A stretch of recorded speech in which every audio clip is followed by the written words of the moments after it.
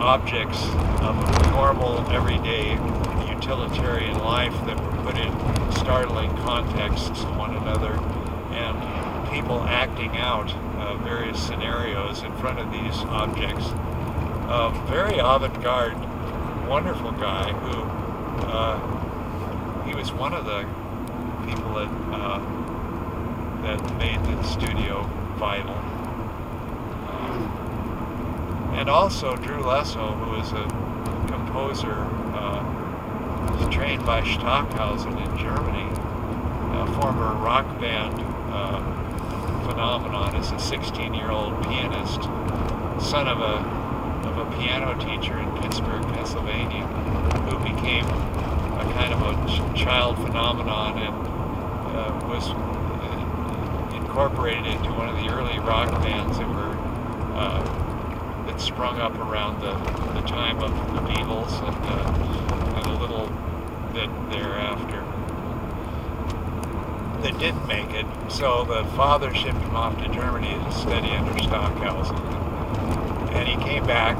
with a German girlfriend who was a German wife who had divorced her husband and hung out with him, and they drove around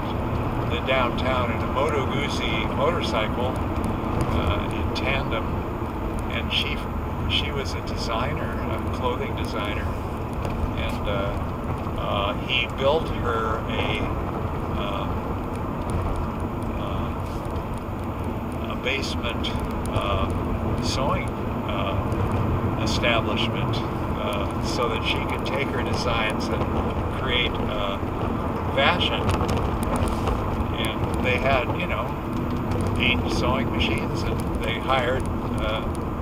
women from the Hispanic community to run the sewing machines, and they had he helped, they created, went in with another couple and got the lease on a building in trendy area adjacent to Hollywood, which those days, I'm trying to think of the name of the street, which is the name, it's a street one down from Hollywood Boulevard towards the east, where things hadn't quite become Hollywood yet. Melrose, they had a store on Melrose, and she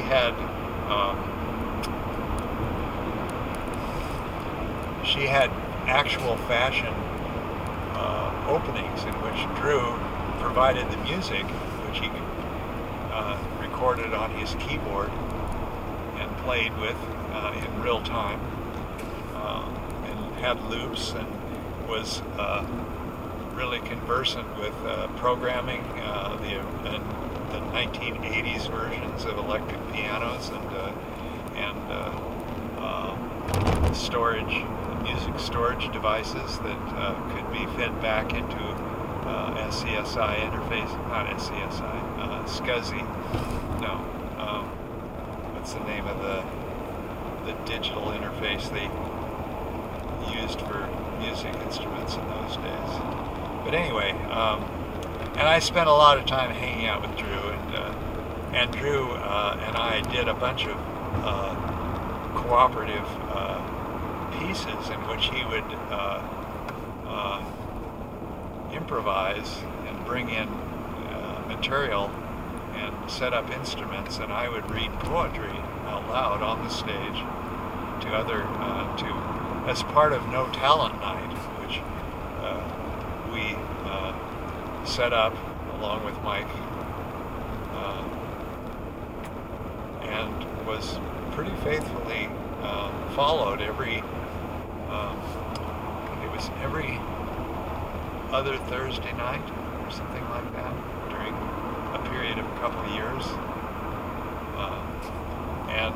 lots of people came and read and did what they were working on, including a lot of East LA artists, poets who later became emblems of the Hispanic